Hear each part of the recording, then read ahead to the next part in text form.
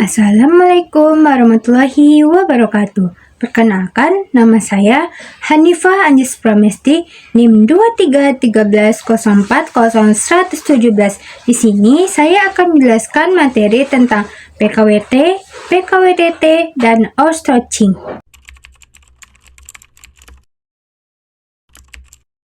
PKWT adalah perjanjian kerja yang dibuat untuk pekerja di mana waktunya itu telah disepakati di awal. Nah, PKWT ini diatur dalam Undang-Undang Nomor 13 Tahun 2003. Apa sih ciri-ciri PKWT? Yang pertama, waktunya telah ditentukan. Yang kedua, hanya berlaku untuk proyek tertentu saja.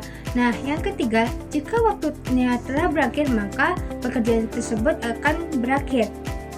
Selanjutnya, PKWTT. PKWTT ini yaitu jenis perjanjian kerja yang tidak memiliki batas waktu, yang berarti hubungan kerja berlangsung selama kedua belah pihak tidak memutuskan hubungan tersebut. Jadi perbedaan utamanya itu terletak pada kalau PKWT ini waktunya ditentukan, sedangkan PKWTT waktunya tidak ditentukan loh. Hal apa saja sih yang penting dalam PKWTT ini?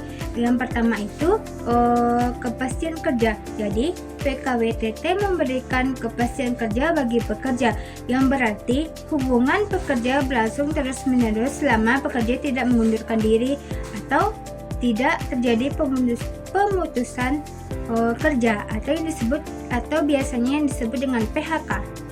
Yang kedua, hak pekerja. Pekerja dengan PKWTT biasanya memiliki hak yang lebih terjamin loh, antara lain hak cuti, hak atas jaminan sosial, dan hak atas upah. Yang ketiga tentang outsourcing. Outsourcing yaitu hubungan kerja di mana pekerja atau buruh yang dikerjakan di suatu perusahaan dengan sistem kontrak, tetapi kontrak tersebut bukan diberikan oleh perusahaan pekerja, melainkan oleh perusahaan penggarap tenaga kerja. Nah, sistem outsourcing ini termasuk hubungan kerja berdasarkan perjanjian pengiriman atau peminjaman pekerjaan loh. Bagaimana sih sistem outsourcing ini? Dalam sistem outsourcing, perusahaan mengalihkan atau menyerahkan sebagian pelaksanaan pekerjaan kepada pihak eksternal. Nah, dalam hal ini tugas diserahkan kepada perusahaan alih daya. Jadi, perusahaan outsourcing yaitu perusahaan menyediakan jasa, sedangkan perusahaan yang membutuhkan pekerjaan disebut dengan perusahaan pengguna jasa. Apa saja sih proses dari outsourcing ini?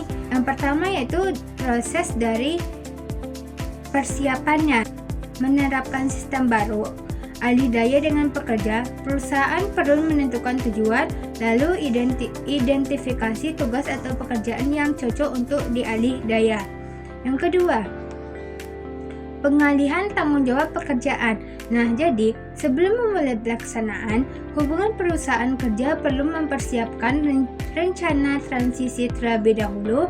Persiapan ini bisa dilakukan dengan sosialisasi kepada karyawan internal, menyusun jadwal dan rencana kerja. Cukup sekian materi yang bisa saya sampaikan. Wassalamualaikum warahmatullahi wabarakatuh.